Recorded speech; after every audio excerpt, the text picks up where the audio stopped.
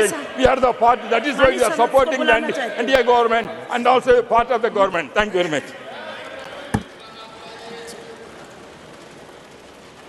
श्रीमती दर्शना सिंह जी। धन्यवाद उपसभापति महोदया। आपका समय 5 मिनट। माननीय उपसभापति महोदया, मैं आपका धन्यवाद देती हूं कि आपने मुझे इस ऐतिहासिक बिल पर बोलने का अवसर प्रदान किया। महोदया, मैं बताना चाहती हूं कि ये मेरी मेडन स्पीच है।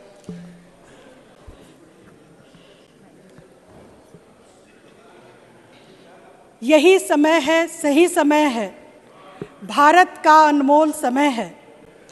माननीय प्रधानमंत्री जी ने अनेक अवसरों पर ये बोला है और जिसको उन्होंने धरातल पर भी लाने का काम किया है। महोदया, देश की आज़ादी के 75 वर्ष पूर्ण होने के उपलक्ष्य में देश अमृतकाल का उत्सव मना रहा है। माननीय प्रधानमंत्री जी के द्वारा महिला आरक्षण बिल को नई संसद के प्रथम बिल के तौर पर पेश करना सभी महिलाओं के लिए गौरवान्वित करने का वाला क्षण है। महोदया, ये बिल महिलाओं के राजनीतिक क्षेत्र में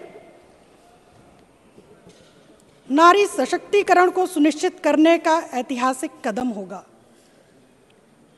और भारत के संविधान की प्रस्तावना और अनुच्छेद 38 में किए गए वायदे के अनुसार महिलाओं के लिए राजनीतिक न्याय की उपलब्धि का मार्ग प्रशस्त करेगा। महोदया, यह बिल संविधान के इस मूल भावना का सम्मान है। इससे पहले भी आदरणीय प्रधानमंत्री जी ने इस देश की करोड़ों महिलाओं को सम्मान देने का काम किया है, जैसे उज्ज्वला योजना के माध्यम से धुएं से मुक्ति दिलाई। इस संदर्भ में मैं आपको बताना चाहूँगी कि उत्तर प्रदेश में 3 करोड़ 24 लाख से ज़्यादा महिलाएं प्रधानमंत्री उज्ज्वला योजना का लाभ ले रही हैं, जो कि पूरे देश में सर्वाधिक संख्या है। महोदया,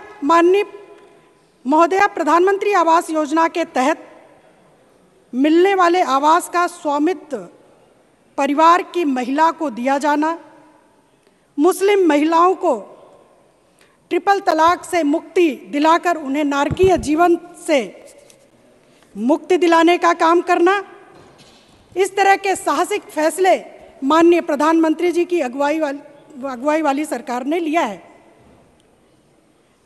महोदया, मैं बताना चाहती हूँ कि देश की परंपरा एवं जीवन मूल्यों की रक्षा में महिलाओं का अभूतपूर्व योगदान रहा है। आज देश की बेटियां फाइटर जेट भी उड़ा रही हैं, देश की बेटियां सीमा पर सुरक्षा भी कर रही हैं। यहाँ तक कि अभी हाल ही में चंद्रयान 3 मिशन भी महिला वैज्ञानिक के नेतृत्व में सफलतापूर्वक पूर्ण हुआ है, जिससे कि पूरे विश्व में भारत का नाम रोशन हुआ। महोदया, हमारा देश एकमात्र ऐसा देश है जहां महिलाओं को शुरू से ही विशेष दर्जा दिया गया है। इसी देश में वर्ष के 365 दिन में 18 दिन मातृशक्ति की देवी के रूप में पूजा की जाती है और अगर गणना करें तो देवों से ज़्यादा देवियों की संख्या मिल जाएगी।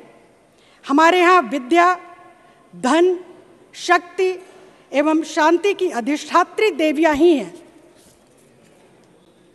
इतना कुछ होने के साथ ही माननीय प्रधानमंत्री जी के नेतृत्व में आज यह बिल बहनों को और मजबूत करेगा।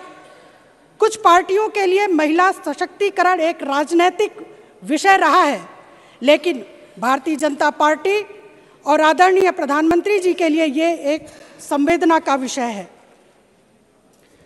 महोदया, भारतीय जनता पार्टी की सरकार ने महिला सशक्तिकरण के लिए अनेकों काम किया है। मैं उत्तर प्रदेश से हूँ।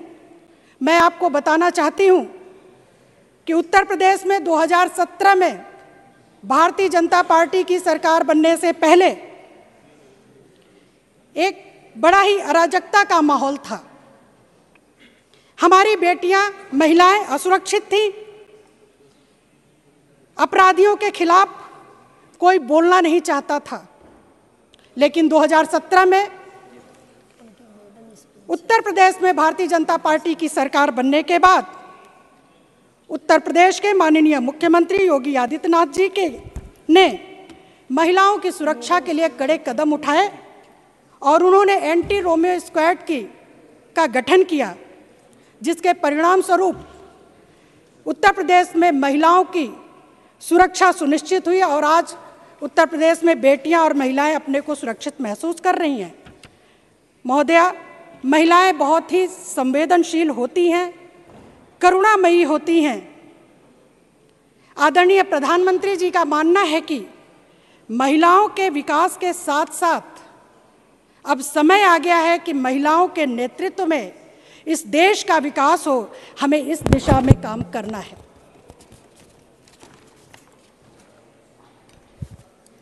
माननीय उपसभापति महोदया, महिला आरक्षण बिल को इससे पहले 4 बार भाजपा सरकारों द्वारा लाया गया, लेकिन विपक्ष की नकारात्मक सोच एवं उनकी खराब नीयत के परिणाम स्वरूप ये कभी पारित नहीं हो सका।